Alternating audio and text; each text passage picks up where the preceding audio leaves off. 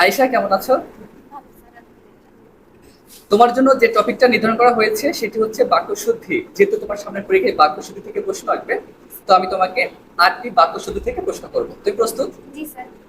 তোমার প্রথম প্রশ্নটি হলো, দৈন্যতা কোনো সময়ই প্রশংসনীয় নয়, এটা শুদ্ধিকরণ কি হবে? দৈন্য প্রশংসনীয় নয়। তাহলে আমরা জানি দৈন্যতা, মাধুর্যতা, সৌন্দর্যতা, সৌজন্যতা এই সকল শব্দে তা কখনো বসে না। তাহলে এখানে কি হবে দৈন্যতার জায়গায়? দৈন্য। দৈন্য। দৈন্য। তোমার দ্বিতীয় প্রশ্নটি হলো, দুঃসংবাদটি শুনে সে চোখের অশ্রু জল সংগ্রহ করতে পারলো না।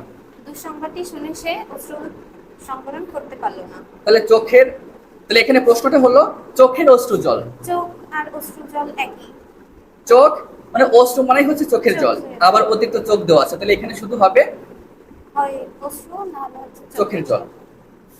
এ বিষয়ে অজ্ঞানতাই তার পতনের কারণ, এটা কি হবে? এ বিষয়ে অজ্ঞতাই তার পতনের কারণ। অর্থাৎ আমরা যদিও বলি অজ্ঞানতা, কিন্তু হবে অজ্ঞতা। অজ্ঞতা। ধন্যবাদ। পরীক্ষা চলাকালীন সময়ে হর্ন বাজানো নিষেধ, এটা শুদ্ধিকরণ কি হবে? পরীক্ষা চলাকালীন হর্ন বাজানো নিষেধ। তাহলে কালীন আর সময় একই অর্থবাচক, এই জন্য যেকোনো একটা বাদ যাবে। তাহলে আবার বলো, পরীক্ষা চলাকালীন হর্ন হর্ন বাজানো বাজানো নিষেধ, নিষেধ। অথবা। পরীক্ষা চলার সময় হর্ন বাজানো নিষেধ।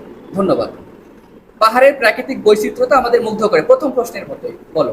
এখানে বৈচিত্র্যতায় তা বাদ যাবে। পাহাড়ের প্রাকৃতিক বৈচিত্র্য আমাদের মুগ্ধ করে। ধন্যবাদ। তিনি সস্ত্রীক নিউ মার্কেটে গিয়েছেন, এখানে সস্ত্রীক বানানে দন্ত সই বা ফলা আছে।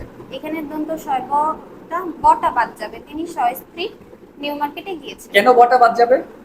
দন্ত শয়ব হচ্ছে নিজের, আর দন্ত স হচ্ছে সাথের। তো দন্ত স স্ত্রীর নিজের, তাই দন্ত শয়ব হবে না, শুধু স হবে। ধন্যবাদ। তোমার পরের প্রশ্নটি হলো, আমরা বিদেহী আত্মার চির শান্তি কামনা করছি, এটা শুদ্ধিকরণ কি হবে? আমরা তার আত্মার চিরশান্তি কামনা করি। ধন্যবাদ।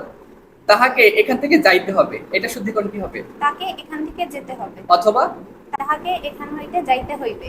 ধন্যবাদ। তার মানে এটা সাধু আর চলিত মিল ছিল, যার জন্য যেটা একটা বাদ দিয়েছি, হয় সাধু লিখতে হবে, না হলে চলিত। চলিত। অসংখ্য ধন্যবাদ। তোমার প্রস্তুতি কেমন সামনে পরীক্ষার জন্য বাংলা থেকে? আলহামদুলিল্লাহ, ভালো। ধন্যবাদ।